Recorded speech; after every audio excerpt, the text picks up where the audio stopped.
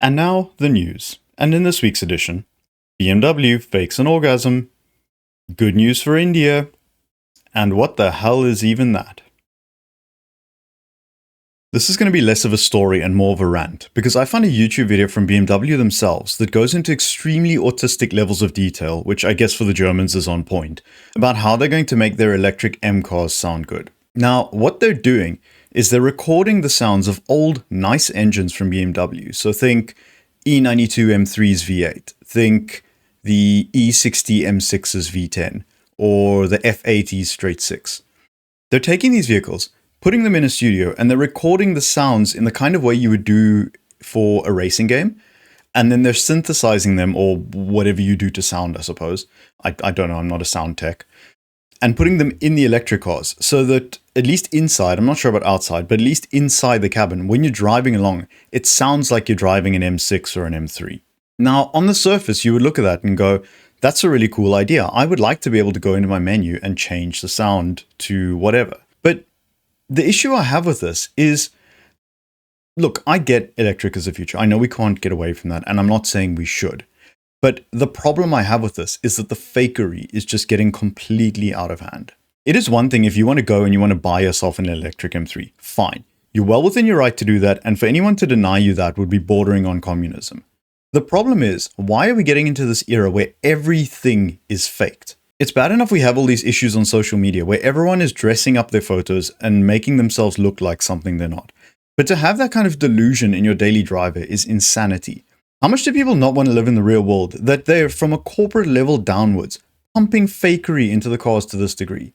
Because the decision doesn't get made by some random nobody. It comes from the decision makers with enough pull to affect the whole model line. And in doing this, what they're doing is they're denying the electric car its right to be what it is, which is a silent, powerful, and at least on the surface, green mode of transport. And then simultaneously fabricating a feeling of excitement, and I'm going to use the word passion, that you get from an internal combustion engine and the drivetrain that's attached to it. And let's not forget, this is the same company that's refusing to stop manufacturing V8s and V12s for their high-end vehicles. It's not like they've gone full electrification. They're diversifying, and frankly, they're doing a very good job of it. They're keeping the petrol head happy, while also pushing into the electric space at a reasonable rate. It's not that they're refusing it like most of America, I suppose. They're being extremely balanced with it, making sure that they don't upset the apple cart in either market, and kind of sitting on the fence, kind of hedging their bets nicely. And I think they should be lauded for that, because they are doing a really good job of it. I mean, you can see from their sales figures, you can see from the profits that they make. They're doing the right thing. They know what they're doing. It's not like Jaguar. They've just given up hope, pretty much. They're pushing into a market that everyone says doesn't really exist, and they're going to find out way too late. Actually, quick side note about Jaguar. There are rumors that they're now considering hybrid models instead of full electric. They themselves have denied it, but where there's smoke, there's generally a battery fire, and let's be honest, it's the smart thing to do. They just need to swallow their pride like they swallowed the load Yeah, boy. of BS that was this rebrand from whoever pitched it in the first place. Okay, that's a separate topic for a different time. BMW is actually a company that's been pretty balanced, and they've been making a lot of sense in an era where common sense is very scarce. So to have that same company that's doing everything right now go and try and delude us by making us think that we're driving some beautiful V8 or V10 monster is ridiculous. And this brings me on to the purpose of EVs. This whole trend of EV sales slowing and manufacturers pivoting towards hybrid has nothing to do with everyone wanting to feel an engine. Most people just don't care. They want a motor transport that's well priced, that'll last a long time, and that'll get them from A to B. And that is where the electric car needs to shine. There's no need for a mother on her school run, whose only care in the world is to make sure her kids grow up to be decent, successful human beings, to have a V10 in the car. And yes, obligatory disclaimer, I know not all mothers don't want a V10, but let's be honest here, the general public who aren't car people don't care about this sort of stuff. The same goes for a business person who just wants to get to work. Part of the reason they bought an EV in the first place was because it shuts up and they can enjoy some music and a nice simple drive to work. They're much more worried about the quarterly figures than they are about having some V8 noise in the background. To most of them, it's just a disturbance. They only care about getting from A to B in a degree of comfort and refinement that only the best internal combustion engine cars can provide. Not everyone can afford a Rolls-Royce, but an EV can give a level of refinement and quiet that is at least at some level comparable to a Rolls-Royce. And for most people, that's enough. They don't need the best of the best. They just want good enough.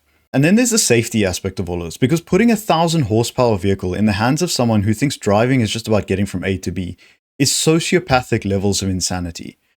So for these intelligent idiots at BMW to go on and make a whole video bragging about how they're faking noise and just bullshitting the public, trying to make them feel as if they're driving a V10 instead of just giving them one, is ridiculous. In a world where mental health is on the decline and social media is classed as the enemy for how unrealistic it is, here we have a company telling us that fake is good and that we should celebrate it. And if it starts, is it ever going to stop? Personally, I don't think so. And then at what point are we not even driving the damn car anymore? The world is fake enough without us having a fake commute as well. Let's not have it permeate every single aspect of our lives. There needs to be some sanctum from all of this. I mean, one of the things I find the most enjoyable about getting into a car is the fact that I don't really need to think about the outside world or the problems going on or whatever. All I have to focus on is driving decently, and any spare capacity can go into wondering why newer class is being lauded when it's so fucking ugly. Or, if I get to a nice quiet piece of road, my biggest concern is that there's no other traffic around because I know they don't trap along this road and I can enjoy myself. That is what it should be about. It should be about driving in reality, about being physical, being present where you are, not having all of this fakery around you. And instead, we're being moved into the space of taking away or altering what we see in front of us while being told how good it is. And you can go into the whole argument about AI and fake images and videos and stuff like that. That's a whole other topic, and frankly, it's not really what this channel is about. You need to have a place where you feel connected. And I think that's what cars do for a lot of people. They make them feel connected to the world to a degree of competence that you don't really get from many other areas in your life.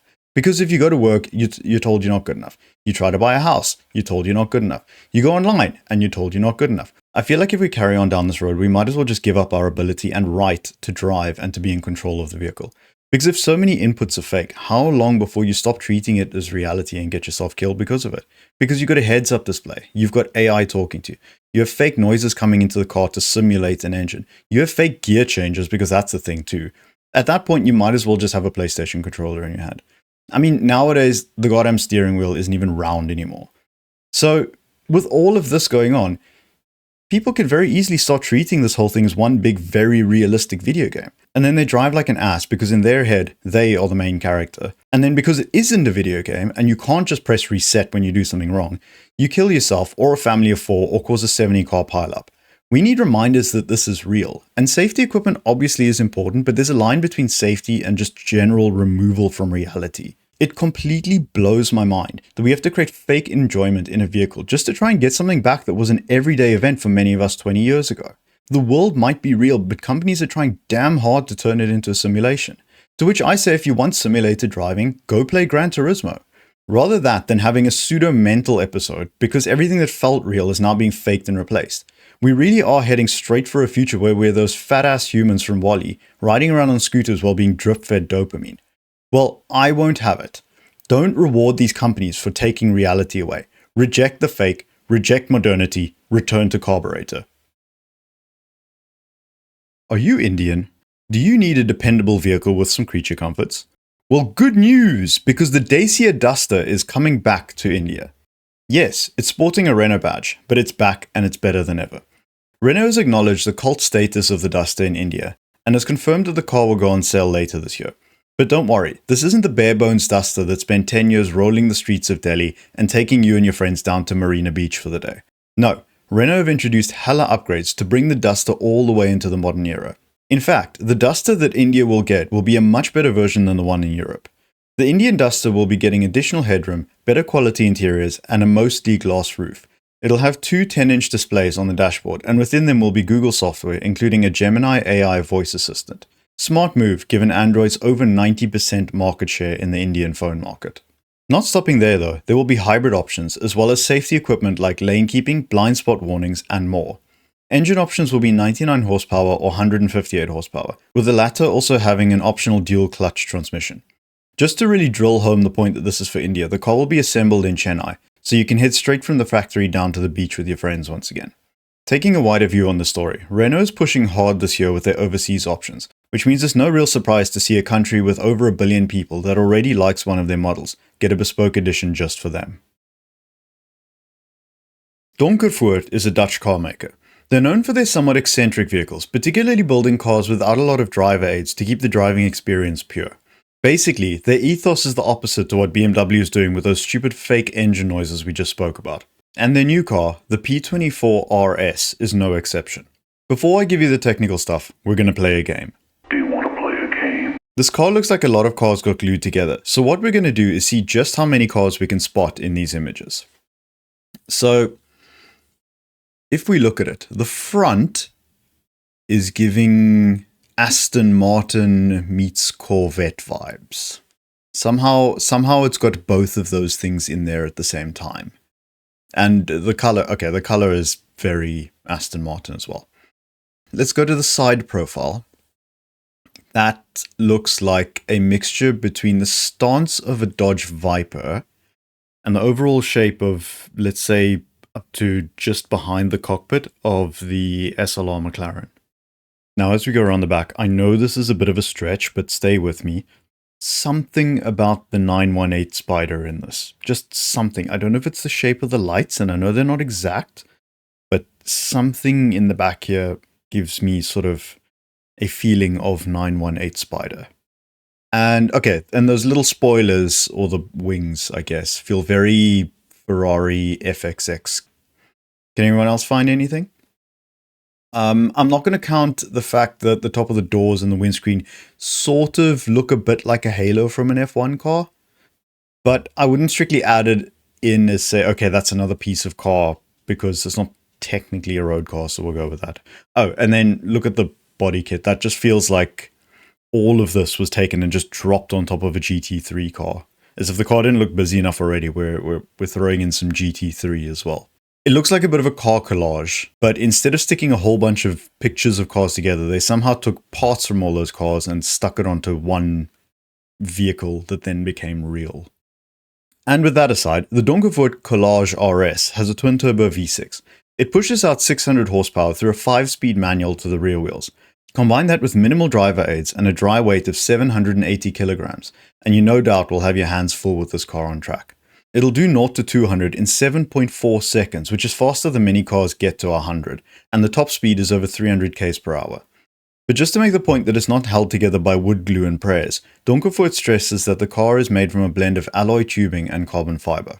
Some creature comforts include a removable Targa hardtop, a removable steering wheel, adjustable suspension and ride height, and active dampers so that the car isn't as uncomfortable as it looks. It might look like it crawled out of a supercar orgy, but if you want a pure driving experience, this does seem to be as good as it gets without getting into an actual race car. The car starts at 300,000 euros before VAT or options, but even then, I would still love to park it in my garage. At the back. In the corner. With a top over it. BMW will be installing its new logo on all models from February onwards. And if your first thought is, what new logo, then same. And if your second thought after seeing this image is, what new logo, then same. However, if we put the two logos side by side, you can see some very subtle differences in the removal of the inner chrome ring and a slight change in hues. Now, the first thing you see when you look this up is comment sections ablaze, screaming and shouting about how this is barely a change, or conversely, that this is the worst thing to ever happen to BMW. The one thing all the people with nothing better to do in their lives other than shout online agree on, though, is that it looks like a BMW badge from Temu. Now, I don't think they're wrong, but I don't think they're completely right either. If we look at the history of the BMW badge, one thing you can argue for is remarkable consistency over the course of a century. From day one, subtle changes aside, it's immediately identifiable as a BMW badge. So to call for radical changes isn't in line with how the company has handled badge redesigns. And also, going from this to this in 20 years makes me quite grateful they haven't put much effort into logo redesign. And on the other hand, yes, it does look kinda cheap. But would you rather have something like Honda's recent change? Or how about Range Rover from last year? It took me ages to realize Peugeots were Peugeots after their rebadging. But I could look at a BMW from 100 years ago and go, okay, that's a BMW badge on the front, I know what I'm looking at. I actually think that if they had to do something, which they didn't, but not the point, they've once again done a perfectly sensible job in an era where everyone feels the need to go to extremes. Yes, it looks kinda like we have BMW badge at home, but it's still instantly recognizable as a BMW badge, which is the point of a logo after all. Can you believe the Model X has been around for 10 years already? And the Model S has been around for 14. That makes these proudly American cars older than a lot of the school kids they ferry around. Well, much like what happens to American school kids, both of these long-standing vehicles are now being decommissioned. Tesla has confirmed that the Model S and the Model X will end production in the second quarter of this year, with their production lines being dismantled and the space being reassigned to build Tesla's Optimus robots instead. There's no word on whether the Model 3 will go to, but given it'll be 10 years old next year, I imagine we'll be repeating the story in a year or two.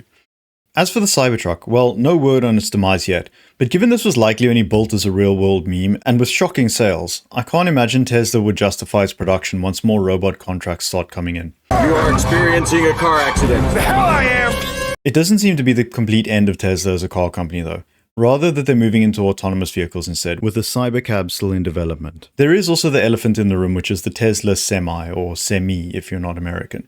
Well, it's not been giving anyone a Semi recently, as production has been paused since 2022.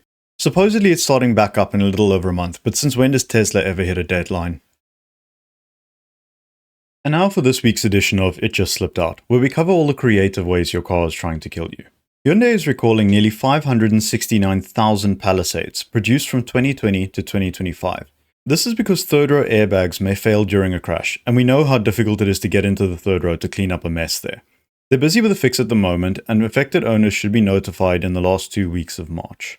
Not content to call it a day though, Hyundai have dragged Kia into the next failure. The instrument panel display, which shows things like speed or warning lights, might stop working. Thankfully this is a software issue, so expect an over-the-air update to fix it toward the end of March. Affected models are from last year and this year and are as follows.